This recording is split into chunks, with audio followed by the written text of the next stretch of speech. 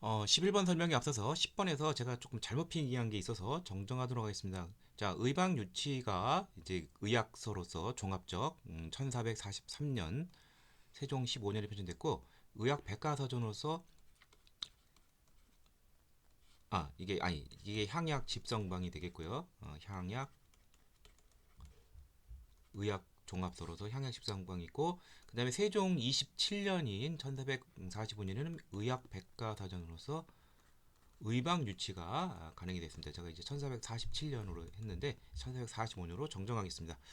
자, 11번 보기 1에 미주치는 이 법에 대한 옳은 설명을 보기 2에서 고른 것은 자, 영의적 이원익이 나오고 방랍의 폐단이 나옵니다. 그럼 이걸 해결하기 위해서 나온 것이 광해군 때 시행이 된 바로 대동법이 되겠죠.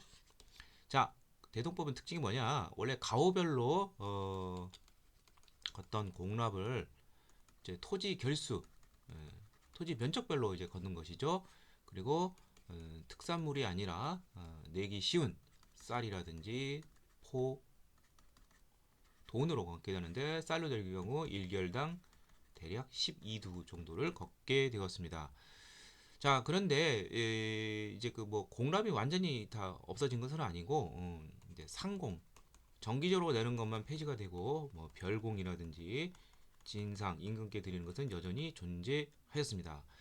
자, 보도록 하죠. 이 법이 시인데 현물징수가 완전히 없어졌다. 아니랬죠? 별공 진상은 존재했으니까 틀렸고 처음에 경기도에서 시범적으로 1608년부터 광해군 원년부터 시작이 되었습니다. 그러다가 점차 확산이 되고 딱 100년 뒤인 1708년에는 평안 함경도 제주도를 제외하고는 모두 실시가 되었습니다. 맞고요. 과세 기준을 가호 단위에서 토지 교수로 바꾸었다. 맞죠? 그래서 정답은 3번이 되겠고 풍용의 전도에 따라 조색수를 조정한 것은 연분 구등법이죠. 조선 전기 전세 제도인. 예. 자, 다음 12번 보기의 유물들이 발견되는 시대에 대한 설명으로 가장 옳은 것은 자, 나오는 토기가 빗살무늬 토기가 나오네요. 그보다 앞서서 뭐 이름 민무늬, 덧무늬, 눌러찍기 윤무늬 토기 이런 게 먼저 있었고요. 그러면 뭐 신석기 시대가 되겠고 자, 보도록 하죠. 세형 동검 잔무늬 검은등을 사용하였다. 이것은 이제 후기 청동기 또는 뭐 초기 철기 뭐 같은 개념으로 보시면 됩니다. 근데 이제 청동기 때는 이제 본격적으로 시작 때는 이제 비파형이고 그다음에 잔무늬가 아니라 이제 거친 무늬를 썼겠죠. 예. 고인돌과 던돌 무덤을 사용했다. 자, 이것은 청동기죠. 계급 발생을 보여주는 것이죠. 군장의 출현. 공조 석장리 요적, 청원 두루번 동굴, 뭐 동굴 나온 거 이런 유적지는 구석기 시대죠. 예, 그래서 정답은 바로 4번이고 신석기는 간석기, 가려면은 갈돌과 갈판이 필요하죠. 간석기, 돌 뭐뭐뭐 이렇게 시작합니다. 13번 보기에서 설명하는 나라의 법률로 가장 옳지 않은 것은 은력을 사용했고 영고라는 제천 행사가 있었어요. 그렇다면 이것은 초기 국가 중에서 가장 북쪽에 있는 부여가 되겠죠. 자, 그럼 부여에 대한 설명인데, 자, 부여의 어떤 사회상에 대한 문제인데요. 자, 부여는 이제 고조선과 함께 예맥족 계열의 국가입니다. 예맥족 계열은 법이 굉장히 엄해요. 웬만하면 사형입니다. 예. 그래서 특히 이제 고조선의 팔조법에도 여자의 정죄를 귀히 여겨 이런 말이 나와요. 여자들에게 그걸 강요를 하는데 만약에 여자가 뭐 간음을 하거나 심지어 투기를 하면은 부여 같은 경우에는 나무에 매달아 죽였습니다. 예. 자, 그래서 정답은 이제 남녀간에 이제 옳지 않은 것을 찾는 것인데, 자, 남에게 상처를 입힌 자는 곡식으로 갚게 했다. 이거는 이제 팔조법에 나오는 것이죠. 고조선 이제 고조선 팔조법의 내용은 이제 세 가지 조항인데 살인, 상해, 절도인데 그 중에서 이제 그 상해죄가 특별히 이제 특징적으로 팔조법에 나와 있어요. 상해를 입히면 곡식으로 갚게 했다는 것이 나와 있습니다. 자, 부여하고 고구려는 좀 세댔죠. 처벌이 훔쳤을 때 갚으려면 12배, 일책 12법. 이건 뭐 고구려도 동일하게 적용이 됩니다. 형벌이 매우 엄하여 사람을 죽인 사람은 사형에 처하고 그 집안 사람은 노위로 삼습니다. 예, 예맥적 계열은 굉장히 세다. 또 남녀간에 간음하거나 투기만 해도 죽일 정도로 매우 강력했습니다. 자, 그래서 정답은 1번이 되겠고요. 14번 보기에 글을 쓴 인물의 주장과 같은 입장에 대한 설명으로 가장 옳은 것은 자 어쩌고 저쩌고 이렇게 되어 있는데 자 세계사적 이론론적 법사 법칙에 의하여 우리 민족도 다른 민족과 거의 같은 궤도로 발전 과정을 거쳤다. 그래서 세계사적 보편성을 우리 역사에도 투영한 사람 바로 백나문의 이제 사회경제사에 나오는 것이죠. 이 사회경제사라는 것은 유물사관을 기반으로 해서 바로 마르크스주의를 이제 역사에 투영을 시킨 것입니다.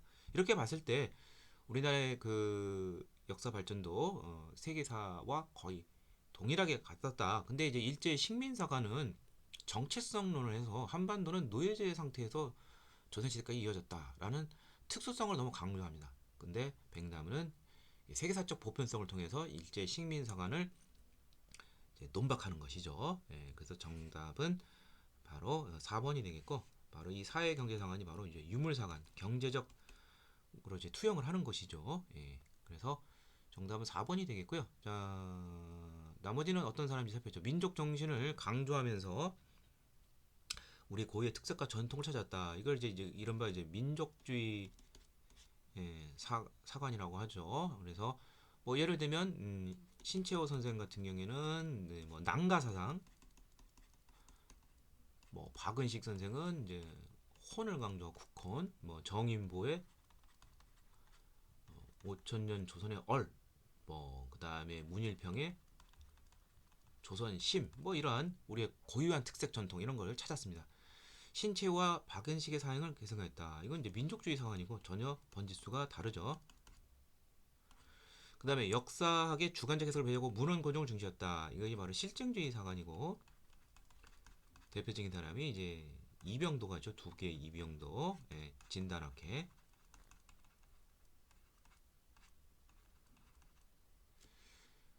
다음 15번 보기의 사건들을 시간순으로 바르게 나열하는 것은 자 신라 건원이라는 독자정연을 사용했다. 이게 이제 버풍왕 때이죠. 버풍왕 때 이제 건원이라는 독자적인 연호를 사용했고요. 그 다음에 대가야가 멸망하면서 버풍왕 다음인 이제 진흥왕 때이죠.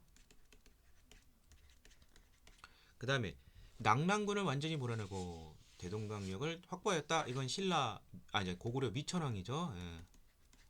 313년. 자, 그 다음에 수도인 함성이 함락이 되고 왕이 주자 도읍을 웅지로 옮겼다. 이게 475년 계로왕이 죽고 문주왕이 이제 웅진 청도를 하는 것이죠. 자, 그러면 순서는 디귿, 리을, 기역, 리은이 되겠네요. 디귿, 리을, 기역, 리은. 정답은 3번이 되겠습니다. 16번 보기에 밑주친 왕에 대한 설명으로 가장 옳은 것은 왕이 행차에서 대나무로 피를 만들었더니 어쩌고저쩌고 그 피리 적절을 쓰겠죠. 물결이 만경척파가 표현해주고 그래서 이를 만파식적이라고 했다. 자, 이 만파식적은 이제 그 신문왕이 부왕, 문무왕을 이제 수중릉을 조성을 해서 이제 그때 이제 그 바다 쪽에서 김유신이 이제 바다에 이용이 된 이 아버지 부왕과 이 신라를 지키기 위해서 뭐 대나무를 보냈는데 이 대나무를 가지고 피리를 만들었더니 뭐 이러한 뭐 질병이 낫고 뭐 천재지변이 사라지고 뭐 이러한 도움이 되겠다는 것이죠. 그럼 따라서 이 왕은 신문왕이 되겠고요.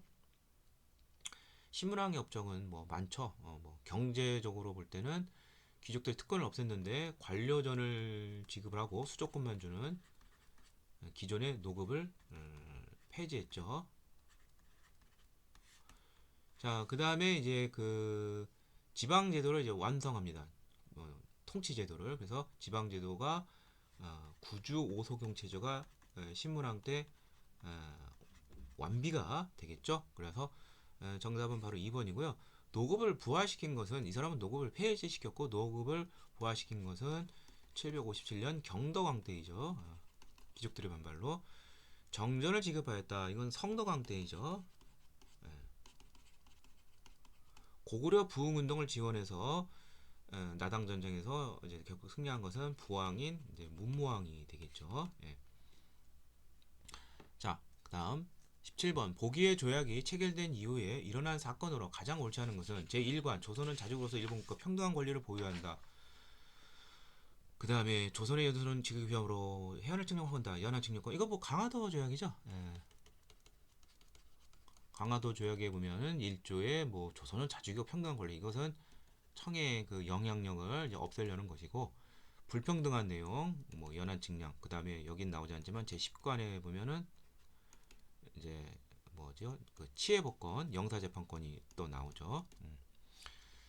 그러면 1876년 개항 이후에 있었던 사실을 찾는 것이 되겠습니다. 자, 만동묘가 철폐되었다. 이건 흥선대원군의 개혁 중에 있죠. 흥선대원군의 개혁으로 서원철폐와 함께 노론의 어떤 우상 대상인 이제 만동묘 이것을 이제 충북 계산인데 이것을 없앴죠. 흥선대원군은 개항 이전에 통치를 했으니까 이건 틀린 것이고, 자, 그 다음에 이범윤이 그러니까 가장 옳지 않은 것은 1번이 되겠네요. 당연히. 예. 흥선대원군 개혁기간은 1863년에서 1873년이고 흥선대원군이 물러나야 이게 뭐 강화도 조약이 가능했겠죠. 예. 흥선대원군은 이제 서계 접수 거부를 해서 일본과 아예 대화 자체를 닫아버렸죠. 자, 이범윤이 간도 시찰원으로 파견이 된 거.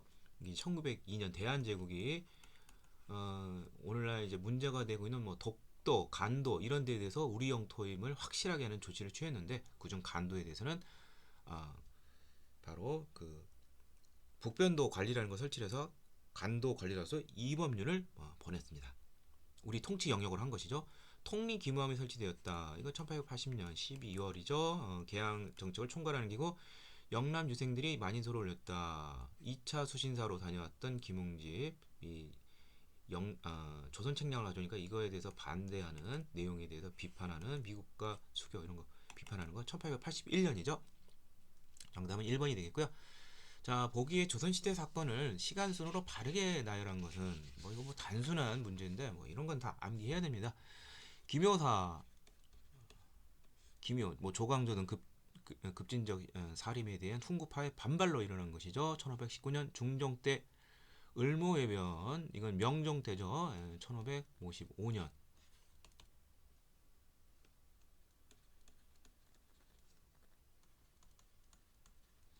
계유정난 수양대군이 이제 김종서 황보인들을 제거하고 정권을 잡는 것이죠. 1453년 단종 때 있었고 무오사화 연산군 때 일어난 최초의 사화 사초 문제와 관련됐죠. 조의제문 김종직 이게 문제가 된 것이죠. 1498년 연산군 때죠. 따라서 순서는 계유정난 무오사와 디귿 리을 기억 니은이 되겠습니다. 디귿 리을 기억 니은 정답은 3번이 되겠고요. 다음 19번 보기는 동학농민군이 제시한 패정개혁안 12개 중 일부이다. 이 중 갑오개혁에 반영된 것을 모두 고른 것은 자 갑오개혁에 반영이 된 것은 반봉건적 중에서 이제 식기 추산 것 주로 이제 신분이라든지 봉건적 악습 이런 거는 뭐 이제 어차피 바꿔야 되니까 이런 것이 반영이 됐습니다. 자 그래서 대표적인 것이 이제 어디가 있느냐. 자 젊어서 이제 과부가 된 여성이 지원한다. 이게 봉건적 학습. 그리고 또 하나가 이제 재정적으로 볼 때는 이제 그 재정의 그 일원화가 이제 제기가 됐어요. 그래서 이미 갑신정비 때문에는 이제 재정에 일어나서 이제 호조에서 관할하게 했는데 이제 갑오개혁 때는 이제 그 탁지 아문으로 일원화시킨 것이죠. 그 전에는 막 여기서 갖고 저기서 갖고 여러 군데서 조세 수치 시달렸죠. 근데 패정개혁안 중에 보면은 이제 조세제도와 관련해서 무명의 잡다한 세금 이거를 거두지 않을 것을 이제 강조하고 있습니다. 그러니까 재정에 일어난 연결이 되니까 기억과 리을이 되겠네요. 그래서 2번이 되겠고 그렇지만 무슨 토지 문제 조세 문제는 어떤 해결하지만 토지는 이제 굉장히 근본적으로 좀 해결하기 힘들죠. 그리고 갑오개혁 자체가 일본의 요구로 해서 시작이 됐는데 뭐 외화 통하는 자를 처벌할 수는 없겠죠. 그럼 반회세적인 것은 약합니다. 그래서 니은 디귿은 통하지가 않았죠. 그래서 정답은 2번이 되겠고요. 20번 보기의 독립운동 단체의 창설 시기를 순서대로 바르게 된다이라는 것은 뭐 다행히 이제 다 알 수 있는 단체인데, 자 조선의용대 1938년 10월, 의열단 1919년 11월, 자 참의부 참정신 23, 24, 25 이 순서로 외우면 됩니다. 참의부는 1923년, 자 대한강복회 박상진 이제 1915년이죠. 근후에 신간이랑 똑같댔죠. 1927년. 따라서 순서는 리을, 니은, 리을, 니은 이렇게 시작이 되겠네요. 그래서 디귿, 미음, 기억 정답은 4번이 되겠습니다. 자, 이상을 통해서 2020년도 서울시 국어 한국사 해설을 모두 마치도록 하겠습니다.